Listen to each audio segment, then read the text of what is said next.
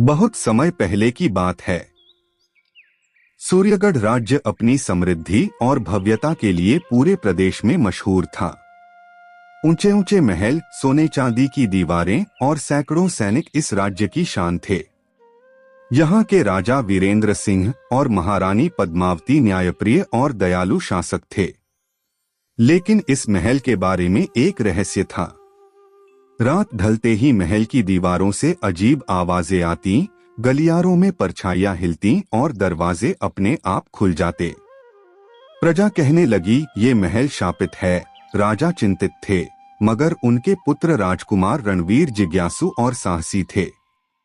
उन्होंने कहा, पिताजी, अगर हमारा राजमहल शापित है तो मैं इसका सच जानकर ही रहूंगा। एक रात रणवीर मशाल लेकर महल के तहखाने की ओर बढ़े। सीलन भरे गलियारे, टूटी हुई मूर्तियां और जाले से ढकी दीवारें उनके सामने थीं। अचानक एक गुप्त दरवाजा खुला और उसके पीछे एक लंबी अंधेरी सुरंग दिखाई दी। रणवीर ने साहस जुटाया और सुरंग में प्रवेश कर गए। तभी वहां धुआं उठा और एक तांत्रिक प्रकट हुआ।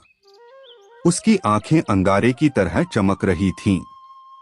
तांत्रिक बोला, राजकुमार, यह महल इसलिए शापित है क्योंकि 200 साल पहले इसी महल में एक निर्दोष महारानी की हत्या की गई थी। उसकी आत्मा आज भी न्याय की प्रतीक्षा कर रही है। रणवीर चौंक गए। तो क्या इस शाप को तोड़ने का कोई उपाय है? तांत्रिक बोला, हाँ, मगर आसान नहीं। जो सच्चा उत्तराधिकारी निर्दोषों के लिए बलिदान देगा, वही शाप तोड़ सकेगा। रणवीर बिना डरे आगे बढ़े। सुरंग में भयंकर जाल बिछे थे, कहीं लोहे के कांटे, कहीं आग की लपटें, कहीं पत्थर गिरने का डर। लेकिन रणवीर ने अपनी बहादुरी और बुद्धिमानी से हर बाधा पार की। आखिरकार वे उस गुप्त कक्ष तक पहुंचे जहां महारानी की आत्मा कैद थी। सफेद वस्त्रों में लिपटी वह आत्मा बोली, राजकुमार, यदि तुम सच में अपने राज्य से प्रेम करते हो तो वचन दो कि सदा न्याय और सत्य का साथ दोगे। तभी मैं मुक्त हो पाऊंगी। रणवीर ने अपना खंजर जमीन पर रख दिया और प्रण किया, मैं कसम खाता हूं कि सत्य और न्याय से कभी मुंह नहीं मोड़ूंगा। मैं अपने प्राणों से अधिक अपने राज्य और प्रजा को मान दूंगा। जैसे ही रणवीर ने यह वचन दिया, अचानक पूरा कक्ष सुनहरी रोशनी से भर गया।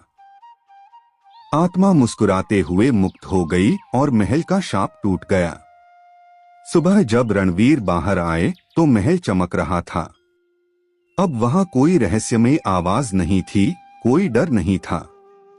राजा, महारानी और पूरी प्रजा ने रणवीर को नायक मानकर उनका स्वागत किया।